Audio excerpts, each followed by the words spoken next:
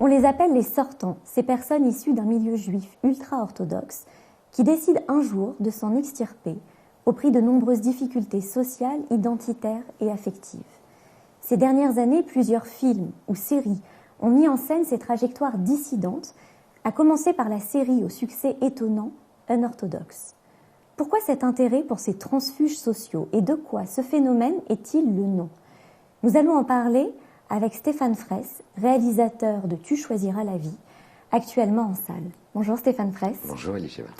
Votre film raconte l'émancipation d'une jeune femme, Esther, issue de l'orthodoxie juive. Comment avez-vous écrit cette histoire? Est-ce une fiction?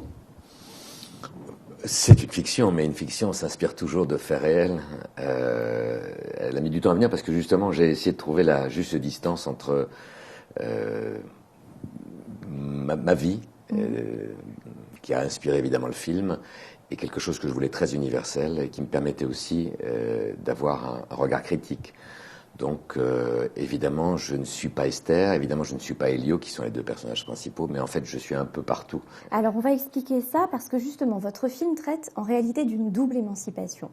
Il y a d'un côté Esther qui va se libérer progressivement de son milieu social ultra-orthodoxe, et face à elle vous avez placé donc en miroir Elio, un personnage italien non juif qui lui aussi a son propre chemin à faire. Oui, parce que je voulais en fait que à eux deux, ils puissent finalement raconter tous les possibles. C'est quoi être sortant? C'est pas simplement sortir d'un milieu orthodoxe, c'est en réalité s'arracher à un héritage qui est trop lourd pour soi. Qu'est-ce qu'on fait de ce qu'on nous a donné? C'est un film évidemment sur la transmission. Qu'est-ce qu'on fait de ce qu'on nous a donné? Comment on le vit et comment on s'en sert pour grandir et avancer? Et je voulais qu'effectivement tout le monde puisse se retrouver à travers ces deux personnages, qu'on soit juif ou pas. Et d'ailleurs très souvent, puisque je fais un peu le tour du monde en ce moment avec le film pour le présenter, très souvent je me retrouve avec des gens qui ne sont... Là récemment j'ai rencontré une jeune femme qui m'a dit « mais je suis Esther » et elle était musulmane. Et elle me racontait l'histoire de ses deux parents au bled, puisque je la cite, dont elle s'est arrachée avec culpabilité. Et donc tous les thèmes du film lui sautaient au visage. Stéphane Fraisse, on vous connaît comme comédien. Tu choisiras la vie est votre premier long métrage. Pourquoi avoir choisi de placer vos caméras au sein du milieu juif ultra-orthodoxe pour débuter votre carrière de cinéaste?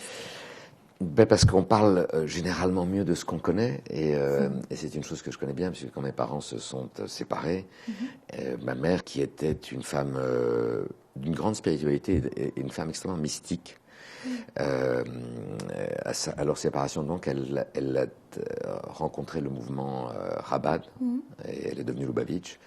Et après quelques années en France, elle est partie vivre en Israël, et donc elle a fait, disons, les 2 tiers de sa vie en Israël, dans un village Kfar Chabad, pour ne pas le citer, qui est un village Lubavitch, enfin en tout cas Chabad.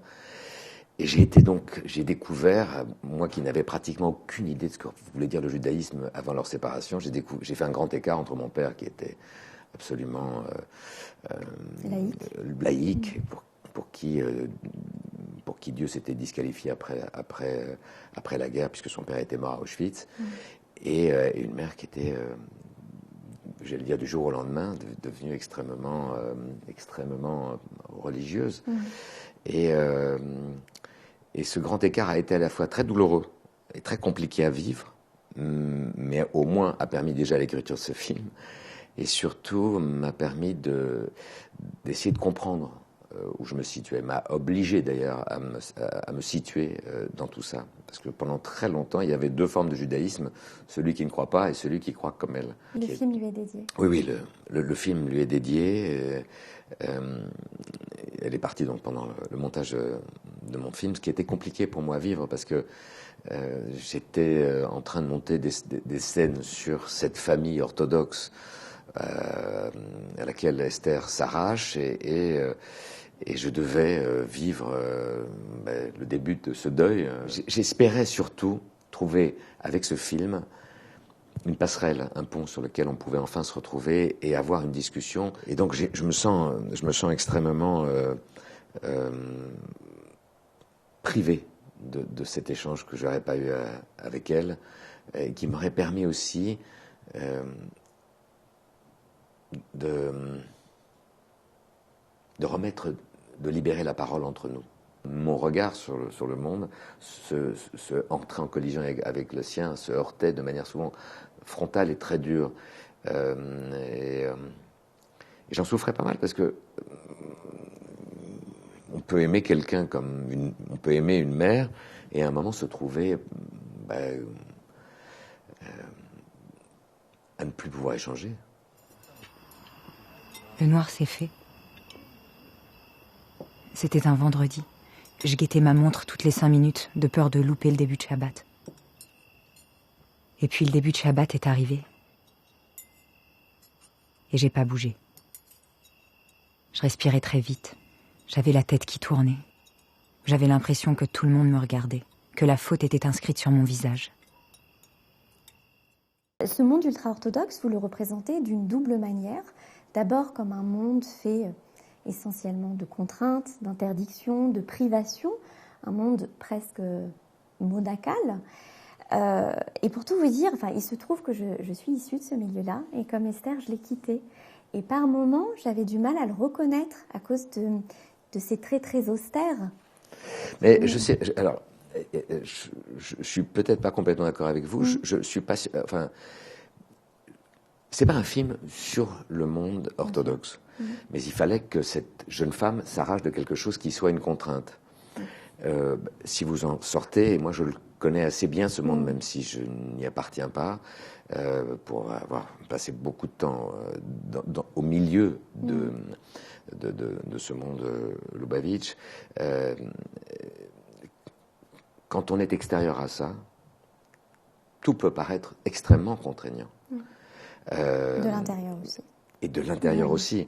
J'ai pas voulu faire une caricature de ce monde-là. J'espère que vous l'avez ressenti. Du tout. Je stigmatise pas d'ailleurs le personnage du rabbin qui est le père d'Esther. J'ai voulu même en faire entendre dans son discours quelque chose d'assez beau, d'assez puissant. Et je crois d'ailleurs à la puissance du discours dans ce monde-là et je crois beaucoup à la puissance du texte. Et donc le rabbin porte ce texte. Mais il fallait que cette jeune femme puisse s'arracher à quelque chose qui était pesant. Ça raconte d'abord combien, si on a à l'intérieur de ce monde et qu'on a la foi, tout paraît probablement tenir debout et aller.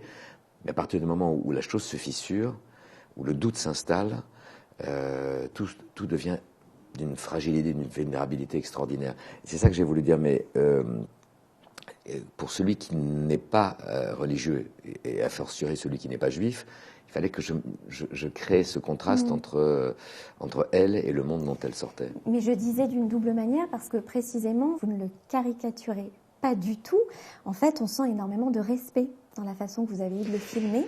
Oui. Et ce respect, je pense même qu'il est incarné à l'écran par Elio, qui n'est pas juif, et qui témoigne d'une certaine déférence à l'égard de la pratique la plus stricte. Oui, je voulais pas un film à charge, en fait. Oui, c'est ça. Je voulais que le spectateur se fasse son point de vue. Celui qui est pratiquant, en tout cas respectueux de ce monde-là, pouvait y retrouver quelque chose qui lui correspond. Je pose la question de ce qu'est notre transmission et de ce qu'on en fait. Mais je ne donne pas de réponse. Je le dis et je le répète souvent, mais la meilleure réponse à cette question est encore une question, et c'est d'ailleurs extrêmement juif. C'est très juif. Non, la réalité est que Esther, qui a besoin de s'arracher à ce monde-là parce qu'elle n'y croit plus, a-t-elle raison ou pas? C'est pas notre propos. C'est pas mon propos. Elle sent qu'il y a un ailleurs qui l'attend et qu'elle va étouffer dans la contrainte que lui impose les prières, le rituel et une croyance à laquelle elle n'est plus attachée. Mais alors justement, cette croyance, j'y viens parce que on a l'habitude de dire que le judaïsme est déconnecté de la question de la foi, que les juifs ne sont pas très intéressés par la question de Dieu. Et pourtant, Esther semble très préoccupée par cette croyance. Et pourquoi avoir introduit la question de son rapport à Dieu dans sa trajectoire émancipatrice ?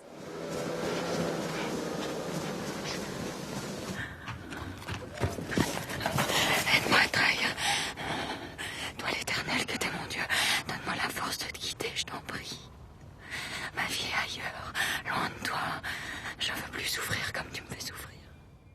moi, je suis pas d'accord avec vous. Je suis pas sûr que les Juifs soient pas. C'est vrai? Ah oui, interpellés par la question de Dieu. D'ailleurs, je trouve qu'ils le sont beaucoup plus que par la question de la pratique. C'est-à-dire? C'est-à-dire que moi, je rencontre beaucoup de Juifs qui se sentent Juifs et pour qui le rapport à Dieu est très complexe, et très confus même souvent, et très contradictoire, mais existe. Alors que dans les faits, ils ne sont absolument pas respectueux des mitzvot qu'impose le respect au sens orthodoxe du terme en tout cas. Et pour Esther, je sais, vous êtes né dans un milieu orthodoxe. Oui, tout à fait. Vous avez grandi dans un milieu orthodoxe. Alors vous le savez, quand vous naissez dans un milieu, quand vous naissez par exemple en Israël, dans une enclave extrêmement orthodoxe, et que vous grandissez dans ce monde-là, et que vous n'avez connu que ça, le principal interlocuteur que vous avez, c'est Dieu. En tout cas, c'est le rapport que vous avez avec lui. Moi, je vois que ma mère, au bout d'un moment, c'était comme ça qu'elle vivait. Elle avait toujours son livre de psaumes à la main.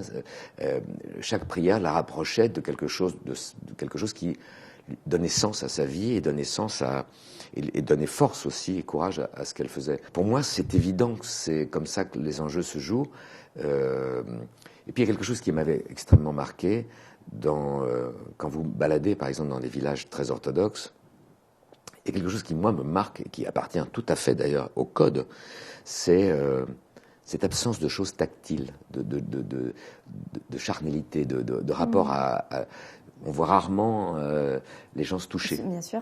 D'abord parce que c'est pas de sniout, et tout ce rapport au plaisir, au contact, à la chair, n'existe pas, en tout cas, à l'extérieur, pour celui qui est extérieur à ce monde-là. Et de l'intérieur, il m'a semblé, pour l'avoir encore une fois fortement ressenti, que l'enjeu de notre rapport, du rapport par exemple d'Esther à Dieu, est en réalité le fondement de sa vie.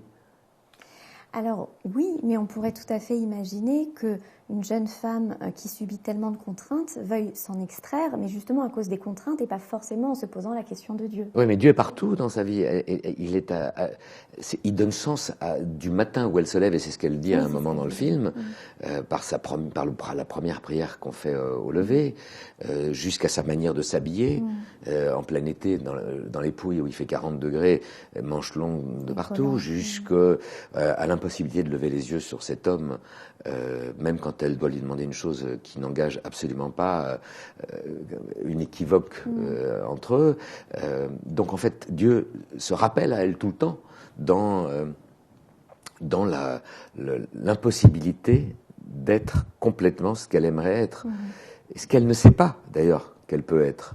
C'est cette rencontre qui va faire vaciller tout ce qui était déjà en train de...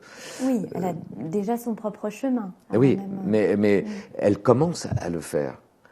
Ce qui la trouble, et je pense que ce qui trouble beaucoup de gens qui nous écoutent là, c'est ce moment où tout d'un coup, ce qui vous semblait très fort, les repères sur lesquels vous teniez de manière solide, commencent à trembler. Merci, oui. Et à partir de ce moment-là, tout se déconstruit. Comment continuer à prier quand ça n'a plus de sens pour vous? Comment continuer à entretenir ce rapport que vous avez avec cette chose déjà totalement abstraite, qui est la foi, qui est la croix, qui est la croyance, alors que tout se délite. C'est ça que j'essaie de raconter. J'ai mis beaucoup de temps à faire le film pour cette raison-là, pour arriver à me mettre à la juste distance, de n'avoir un regard de censeur ou de juge sur personne, mais de laisser chacun de nous avoir son propre avis, sa propre opinion. Vous avez trouvé, par exemple, ce monde contraignant, et même si vous me dites que vous ne le trouvez pas caricatural, il vous a paru contraignant. Alors, contraignant, de toutes les façons, je pense qu'il l'est. Mais il est contraignant. A priori, il ne l'est pas si on le vit bien de l'intérieur, il le devient si on ne comprend plus ce qu'on fait dedans. Je pense qu'il est contraignant pour tout le monde, mais que certains acceptent la contrainte parce qu'effectivement, ils y trouvent du sens. Mais moi, ce qui m'a le plus interrogée, en fait, c'est ce rapport à Dieu, parce que... Mais j'entends dans ce que vous dites que ce qui est très intéressant, c'est que votre mère a fait le parcours inverse d'Esther. Et donc, il y a une vraie quête de spiritualité. Mais quand on est dedans, je crois qu'on n'a pas forcément une quête de spiritualité. En fait, on est et puis on intègre des codes sociaux, on intègre des rituels, mais qui ne sont pas forcément empreints de spiritualité. C'est simplement ce qu'il faut faire et ce qu'il ne faut pas faire, et ce qu'on a le droit de faire et ce qu'on n'a pas le droit de faire. C'est très juste. Mais de la même manière que dans n'importe quel groupe social, on intègre en fait ces codes et ces références. Et à un certain moment, peut-être que sans sens, effectivement, on a besoin de s'en défaire. Alors, je rebondis sur ce que vous dites et que je trouve absolument tout à fait juste. C'est qu'effectivement, on est et on nous donne ces codes pour structurer nos vies. La chose qui devient troublante, c'est que ces codes s'accompagnent d'un sens qui n'est pas questionné. Ça a du sens que tu fasses ça a du sens que tu pries, jusqu'au moment où on se pose la question de ce sens. C'est-à-dire que ce qui ne posait pas question, parce que c'était évident, à partir du moment où on pose la question de cette évidence, c'est très compliqué à faire tenir debout. À quoi tu joues, Esther? Ariel t'a attendu toute la journée. T'étais où? T'étais où? T'as 26 ans. T'es toujours pas mariée, tu te rends compte? Tu sais ce qu'on va finir par dire, Aix-les-Bains?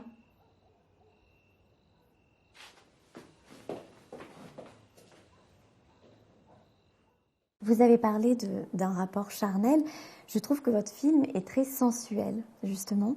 Et cette sensualité transparaît à travers des plans assez inattendus. Je pense aux scènes de prière, je pense au rapport de l'homme pieux face au rouleau de la Torah, à la synagogue, à l'église également, comme si l'érotisme était concentré sur le sacré. Alors c'est très marrant. Alors je vous écoute et je me dis, mais alors, on n'a pas vu le même film, mais c'est fantastique. Mais je suis vachement content. Ce que je veux dire, j'ai pas cherché, d'abord j'ai jamais cherché dans le film à mettre une esthétique en particulier. Et je n'ai pas cherché non plus, alors si vous aimez ça, c'est parce que je trouve que, en soi, c'est déjà puissant et sensuel. Que ouvrir un rouleau de la Torah, que prier avec ses téphiline, que ce rapport au texte, que le corps, que ce qu'exprime le corps quand on prie, quand on est pris dans ce moment de prière, c'est quelque chose qui effectivement de quelque chose dont émane une sensualité. Il n'y avait aucune intention d'être plus sensuel que ce qu'est la chose. En revanche, c'est marrant que vous me disiez ça parce que et on me l'a reproché d'ailleurs par certains qui voulaient que les choses soient beaucoup plus sexuées, c'est que le film effectivement n'engage aucune sexualité pour plein de raisons. Mais en creux, ça transparaît en creux. Il fallait qu'effectivement je fasse naître quelque chose, que dans leur quête d'émancipation à l'un et à l'autre, et de cette rencontre qu'ils vont avoir pour s'arracher ensemble, naisse je dirais d'abord une ambiguïté, puis un désir. Il fallait que j'arrive à la suggérer sans la montrer, pour les raisons déjà évidentes que lui respecte ce monde et que elle, qui n'a jamais rien connu d'autre que cette famille, ne va pas évidemment se jeter immédiatement dans les bras de cet homme.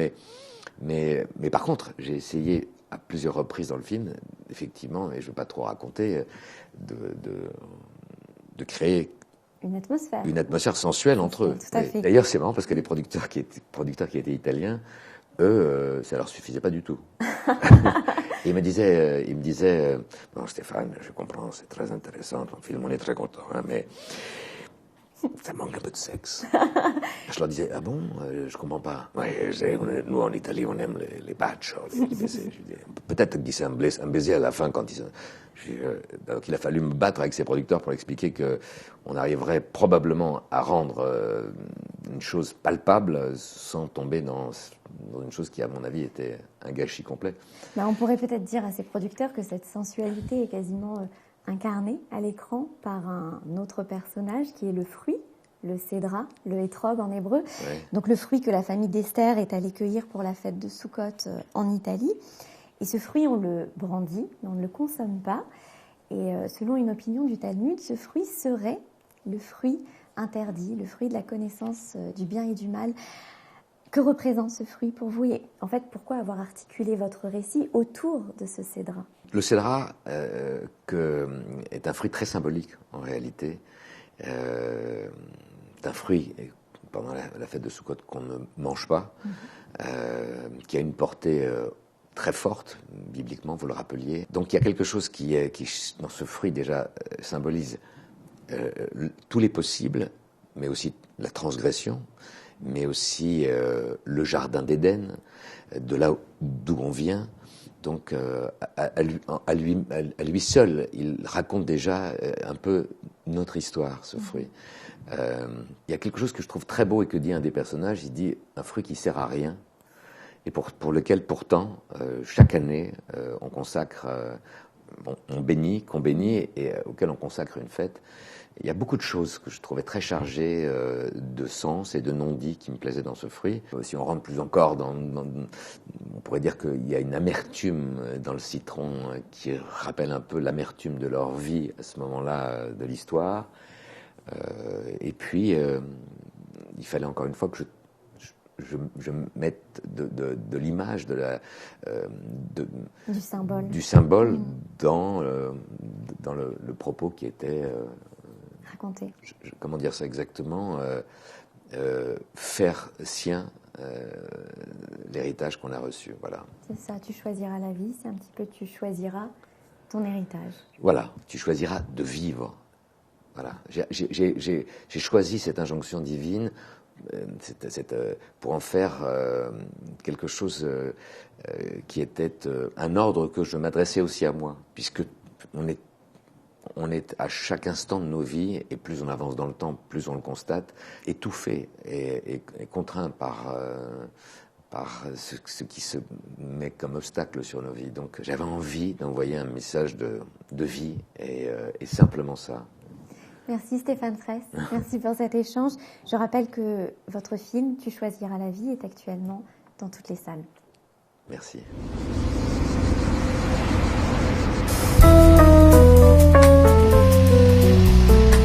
C'est bon d'être de retour chez toi, Elio. Hi.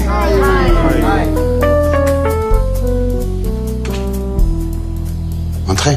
Non, je peux pas. Je peux pas entrer chez un homme qui n'est pas mon mari. Enfin, je suis pas mariée. Ici, on dit que c'est comme de petites fées dans l'air. Vous croyez aux fées? Vous croyez bien en Dieu. C'était pas à moi de gérer cette terre. Il faut être un peu crétin. Crétin, non. Juste esclave. Je me sens si loin d'eux. Chaque prière me brûle la bouche. J'admire la rigueur de votre monde. Vous avez aucune idée de ce que c'est, mon monde. À quoi tu joues, Esther? J'étais où?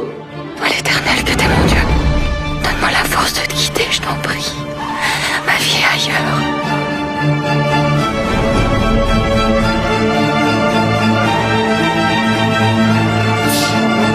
Je ne connais rien de ce monde. Mais je peux plus revenir en arrière.